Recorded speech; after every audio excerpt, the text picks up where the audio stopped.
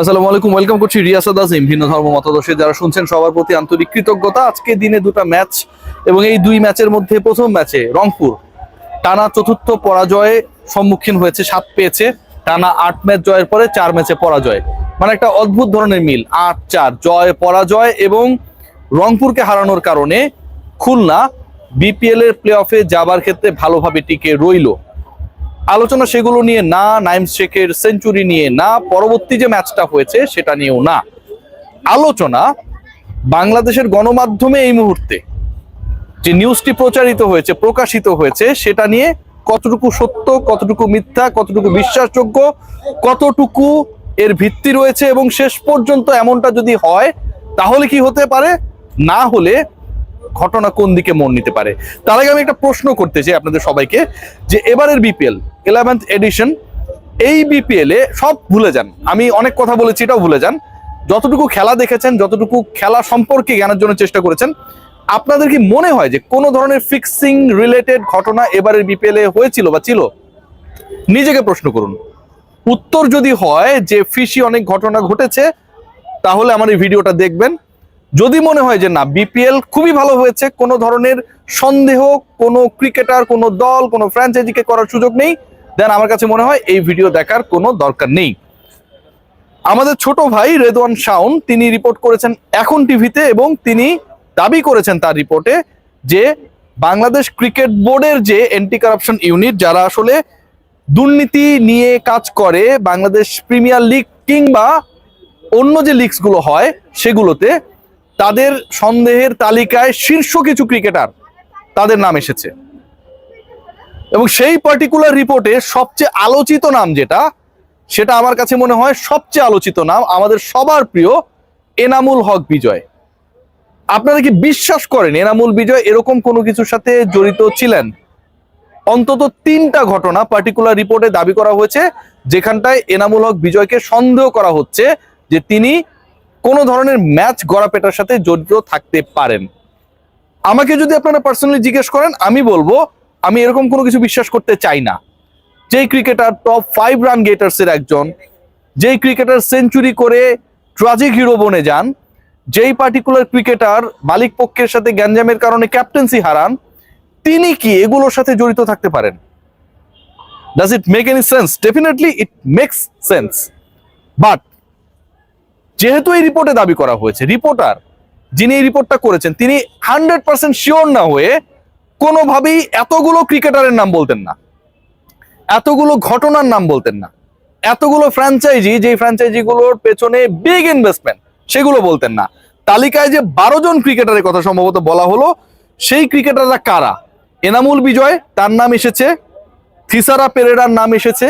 শফিউল ইসলামের নাম এসেছে। বিশাল ওয়াইড করছিলেন শফিউল ইসলাম, যেন ছেলেবেলায় ফিরে গিয়েছিলেন, অথবা বাঁ হাতে বল করছিলেন, মনে হচ্ছিল যে বল বাঁ হাতে করলে যেন লাইন ঠিক থাকে না।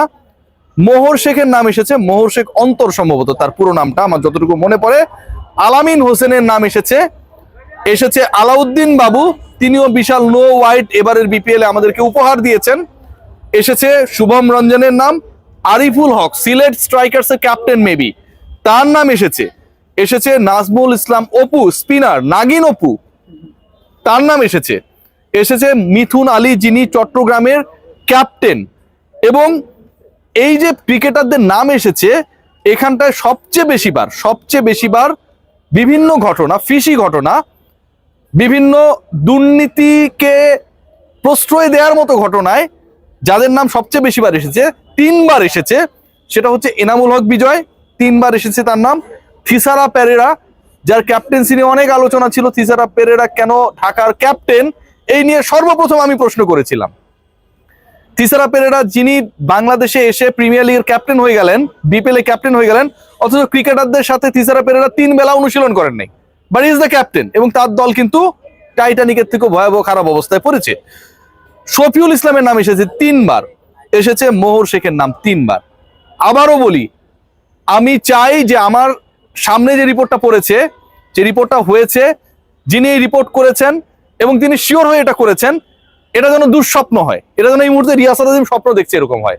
আমি বিশ্বাস করতে চাই না, একদমই বিশ্বাস করতে চাই না। এটা স্বপ্ন, এরকম কোনো কিছু হয় নাই। কারণ এই ক্রিকেটাররা আমার, আপনার, আমাদের অনেক প্রিয়। যদি সত্যি সত্যি এটা হয়, এটা একটা আমার কাছে মনে হয় বড় ব্ল্যান্ডার হবে। আলামিন হোসেন অন্তত দুটা ঘটনায় তার ব্যাপারে সন্দেহ প্রকাশ করেছে আকু, বিসিবির যে এন্টি কারাপশন ইউনিট। আলাউদ্দিন বাবু, তার ক্ষেত্রেও ঘটনা দুটা, শুভম রঞ্জন এবং আরিফুল হকের ক্ষেত্রেও দুটা ঘটনা। সবচেয়ে বেশি যে আলোচিত, মানে যেই দলগুলোর ব্যাপারে সন্দেহ সবচেয়ে বেশি, তার মধ্যে দুর্বার রাজশাহী টপে রয়েছে, এবং দুর্বার রাজশাহীকে ফলো করে একই সাথে তার সাথে টাই করেছে ঢাকা ক্যাপিটালস। দুর্বার রাজশাহী দুর্বার ক্রিকেট উপহার দিয়েছে under the captaincy of Taskin Ahmed. Remember the name, under the captaincy of Taskin Ahmed দুর্বার রাজশাহী সবচেয়ে 4 ম্যাচে 3টা জয় করেছে, এবং লাস্ট ম্যাচে খুলনা যদি কোনোভাবে ঢাকাকে হারাতে না পারে Durbar Rajshahi, they will be qualified at top 4। Durbar Rajshahi অন্তত 12টা ঘটনার সাথে জড়িত যেগুলো নিয়ে সন্দেহ প্রকাশ করা হয়েছে ফিক্সিং রিলেটেড। ঢাকা ক্যাপিটালস 12তম ম্যাচ খেলার অপেক্ষায় রয়েছে। সবশেষ ম্যাচে যেভাবে পরাজিত হয়েছে, বিপিএল এ তারা ইতিহাস করেছে। 81 বল হাতে রেখে 39 বল খেলে তাদেরকে হারিয়ে দিয়েছে বরিশালরা। ঢাকা ক্যাপিটালস অন্তত সন্দেহজনক 12টা ইনসিডেন্টের সাথে জড়িত, এবং যে রিপোর্টটা এসেছে সেখানটা এরপরের নামগুলো সিলেট স্ট্রাইকার্স, যেখানকার ক্যাপ্টেনকে নিয়ে প্রশ্ন তোলা হয়েছে, এবং চিটাগং কিংস, যেখানকার ক্যাপ্টেনকে নিয়ে প্রশ্ন তোলা হয়েছে। এবার আপনাদেরকে একটা দারুণ মিল দেখাই। দুর্বার রাজশাহীর একসময় ক্যাপ্টেন কে ছিলেন? এনামুল বিজয়। প্রশ্নবিদ্ধ হয়েছে রিপোর্টে, যে রিপোর্টটা আমি দেখেছি, যে রিপোর্টটা করা হয়েছে একটু আগে। এরপরের টিম কোনটা সবচেয়ে বেশি সন্দেহভাজন? ঢাকা ক্যাপিটালস। থিসারা পেরেরা ক্যাপ্টেন, মিলায় দেখুন সেই দল ফিক্সিং রিলেটেড সন্দেহের তালিকায় টপে রয়েছে যৌথভাবে। এরপরে সিলেট স্ট্রাইকার্স, আরিফুলের নাম অন্তত 2টা ঘটনায় এসেছে অ্যাকর্ডিং টু দ্য রিপোর্ট, তার দল অন্তত 6টা ঘটনার সাথে যুক্ত। এবং চিটাগং কিংস 2টা ঘটনার সাথে মিথুন আলীর নাম আমরা পেয়েছি, he is the captain of the side, সেখানটাও চিটাগং কিংস অন্তত 2টা ঘটনার সাথে জড়িত। ভাই এগুলো আমি বিশ্বাস করতে পারি না, বিশ্বাস করতে চাইও না। এক বিপিএল এ এতগুলো লোকাল ক্রিকেটার, এবং যেখানটায় বিদেশি আলোচিত নাম, আমরা বিদেশিদের বেশি সন্দেহ করি, একমাত্র আমার কাছে মনে হয়েছে, এবং সবচেয়ে নোটেবল নেম হচ্ছে তিসারা পেরেরা। বাকি নামগুলো শফিউল ইসলাম বলেন, এনামুল বিজয় বলেন, নাজমুল অপুর কথা বলেন, মিথুন আলীর কথা বলেন, মোহর শেখের কথা বলেন, আমি এই মুহূর্তে না দেখে বলছি, এতগুলো নাম আসলে বলাও সম্ভব না অনেক ক্ষেত্রে। এরা আমাদের খুব কাছের ক্রিকেটার, পরিচিত ক্রিকেটার, বাট ওয়ান্স এগেইন আমি এটাকে বিশ্বাস করতে চাই না।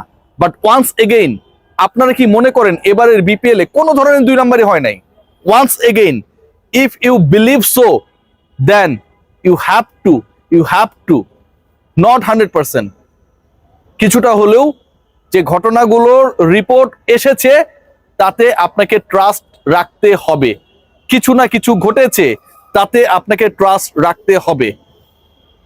কি হতে যাচ্ছে আমি জানি না, তবে যা হতে যাচ্ছে, যদি এমনটা হয়, অনভিপ্রেত আমি চেষ্টা করবো এই ক্রিকেটাররা, আমি আবার আপনাদের বলছি যে ক্রিকেটারদের নাম আমি বললাম, আপনাদের যে কেউ আপনারা যদি চান এই শুনে কথা বলতে, I am open for you all guys, I am open, Riasad Azim is open. আপনারা আমার সাথে কথা বলতে পারেন, যেহেতু কোনো না কোনো মাধ্যমে আপনাদেরকে নিয়ে রিপোর্ট হয়েছে। আপনারা যদি কথা বলতে চান, কোনো কিছু নিয়ে ক্লারিফাই করতে চান, I am here open for you all guys. সবাই ভালো থাকবেন।